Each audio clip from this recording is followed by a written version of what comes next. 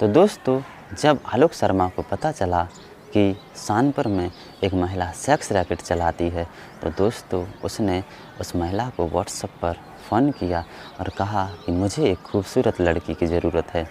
दोस्तों जो sex racket की मालकिन थी उसने कहा कि यदि तुम्हें खूबसूरत लड़की चाहिए तो तुम्हें मोटी रकम देनी होगी और 50% रकम तुम्हें पहले ही एडवांस में देनी होगी।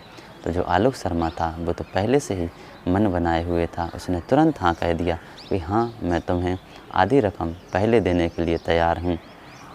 तो दोस्तों जो सेक्स रैकेट्स की मालकिन थी जो कानपुर की थी, तो उसने आलोक शर्मा के लिए व्हाट्सएप पर 15 तस्वीरें भेजी। दोस्तों आलोक शर्मा ने एक एक करके 15 तस्वीरें देखी और सभी को रिजेक्ट कर दिया और उसने कह दिया यदि तुम्हारे पास और कोई खूबसूरत लड़की हो तो मुझे उसकी तस्वीर भेजो, मुझे इन 15 में से एक भी लड़की पसंद नहीं आई है। दोस्तों ऐसा उसने कहा तो जो सेक्स रैकेट्स की मालकिन थी उसने 5 तस्वीरें और भेजीं। तो दोस्तों जो आलोक शर्मा था उसने 5 में से 4 को तो रिजेक्ट कर दिया और एक को उसने पसंद कर लिया क्योंकि वो तस्वीर बहुत खूबसूरत महिला की थी। तो दोस्तों जो सेक्स रैकेट्स की मालकिन थी उसने कहा कि अब जब तुम्हें ये पसंद आ गई हो तो अपनी लोकेशन भेज दो और आधे पैसे भी ट्रांसफ़र कर दो। तो दोस्तों जो आलोक शर्मा था उसने पैसे भी ट्रांसफ़र कर दिए और अपनी लोकेशन भी भेज दी। दोस्तों उस लोकेशन के हिसाब से जब वो औरत उस होटल में पहुंची जिसमें आलोक शर्मा ठहरा हुआ था और जब होटल के कमरा नंबर 101 के गेट खोले दोस्तों तो वो औरत देखकर दंग रह गई। नमस्ते दोस्तों, स्वागत है आपका अपने यूट्यूब चैनल में। तो दोस्तों कैसे हैं आप सभी लोग? आशा करता हूं आप सभी लोग ठीक होंगे और स्वस्थ होंगे। दोस्तों ये जो मैं आप लोगों के लिए घटना सुना रहा हूं ये ऊधम सिंह नगर उत्तराखंड की घटना है, जिसमें एक शहर पड़ता है जिसका नाम है काशीपुर और काशीपुर में भी एक एरिया पड़ता है जिसका नाम है ITI थाना। तो दोस्तों ये घटना वहाँ से शुरू होती है। दोस्तों क्या होता है कि कुछ समय पहले की बात है, आलोक शर्मा नाम का एक व्यक्ति था, उसकी शादी हुई पूजा शर्मा नाम की एक लड़की से। दोस्तों जो लड़की थी वो अच्छे चरित्र की नहीं थी, उसकी शादी आलोक शर्मा से हो गई और शादी 2-3 साल तक तो टिकी। दोस्तों क्या हुआ, जो आलोक शर्मा था उसको पहले से ही अपनी पत्नी यानी पूजा पर शक था कि ये कोई गंदा काम करती है। दोस्तों जब वो उसे रोकता टोकता था तो इनमें विवाद बढ़ता जाता था। दोस्तों एक दिन विवाद इतना बढ़ गया कि जो पूजा शर्मा थी वो आलोक शर्मा को छोड़कर अपने मायके में रहने लगी। दोस्त जब वो मायके में रहने लगी जो आलोक शर्मा था वो और अधिक टेंशन में आ गया कि अब तो वो यहाँ पर रहती थी, अब तो वो मायके में ही चली गई, अब ना जाने वो वहाँ पर क्या करती होगी। दोस्तों ऐसे ही दिन निकलते गए, एक दिन मार्केट गया जो आलोक शर्मा था तो उसको जो पूजा शर्मा थी उसकी एक सहेली टकरा गई। दोस्तों आलोक शर्मा को उसने कुछ ऐसी बात बताई जिसे सुनकर वो सन्न रह गया। दोस्तों उसने बताया कि जो तुम्हारी पत्नी पूजा है वो तो सेक्स रैकेट्स में शामिल है और वो धंधा करती है। दोस्तों ये सुनकर आलोक शर्मा के पैरों तले से ज़मीन निकल गई। दोस्तों उसने कहा तुम ऐसे कैसे कह सकती हो कि जो मेरी पत्नी है पूजा शर्मा वो सेक्स वर्कर्स का काम करती है।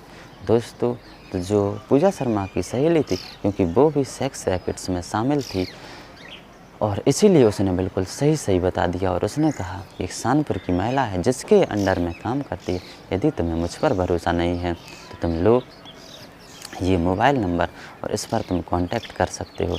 तो दोस्तों जो आलोक शर्मा है उसने प्लानिंग बनाई कि मैं कैसे इसे रंगे हाथ पकड़ सकता हूँ। तो दोस्तों उसने जो कानपुर की महिला थी सेक्स रैकेट्स की मालकिन उसको व्हाट्सएप पर फ़ोन लगाया और कहा मुझे एक खूबसूरत लड़की की ज़रूरत है, यदि तुम्हारे पास खूबसूरत लड़की हो तो तुम मुझे व्हाट्सएप पर फ़ोटो भेजिए। तो दोस्तों उसने 15 फ़ोटो भेजी। तो जो आलोक शर्मा था उसने 15 की 15 फ़ोटो को रिजेक्ट कर दिया। उसने कहा यदि तुम्हारे पास कोई अच्छी बहुत खूबसूरत लड़की हो तो मुझे बताओ। तो जो उस रैकेट्स की मालकिन थी उसने कहा यदि तुम्हें बहुत खूबसूरत लड़की चाहिए तो उसकी मोटी रकम लगेगी और 50% रकम तुम्हें पहले ही जमा करनी पड़ेगी।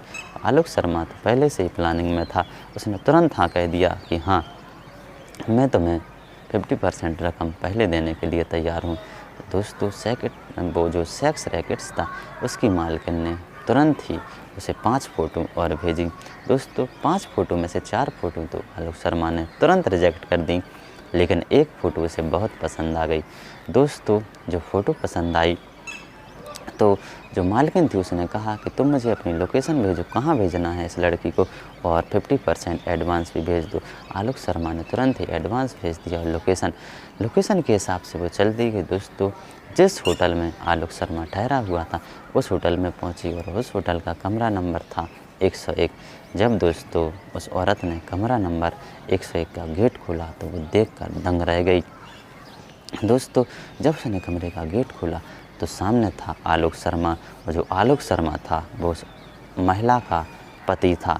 दोस्तों उसे देखकर इतना गुस्सा आया, उसने कहा कि तुम यहाँ पर क्या कर रहे हो, और पति ने कहा कि तू यहाँ पर क्या कर रही है, मुझे तुझ पर पहले से ही शक था कि तुम कुछ ऐसा काम करती है, इसीलिए मैंने प्लानिंग से तुझे यहाँ पर बुलाया है रंगे हाथ पकड़ने के लिए। दोस्तों ऐसा ही विवाद बढ़ता गया, मारपीट इतनी बढ़ गई कि जो आलोक शर्मा था वो महिला पर हावी हो गया। दोस्तों चीख पुकार सुनकर जो होटल के कार्यकर्ता थे, काम करने वाले थे, आस पड़ोस के लोग इकट्ठे हो गए और आलोक शर्मा ये कह रहा था कि मैं तुझे रंगे हाथ पकड़ना चाहता था। तो वो लोग समझ गए कि ये इनका आपसी विवाद है, घरेलू विवाद है, तो उन्होंने इसे होटल से बाहर कर दिया। दोस्तों ये दोनों लड़ते लड़ते होटल के बाहर आ गए। दोस्तों जब बाहर आ गए तो बाहर के लोग भी देख रहे थे कि ये घरेलू विवाद है। दोस्तों किसी ने वहीं पर पुलिस से संपर्क किया कि यहाँ पर ये विवाद हो रहा है।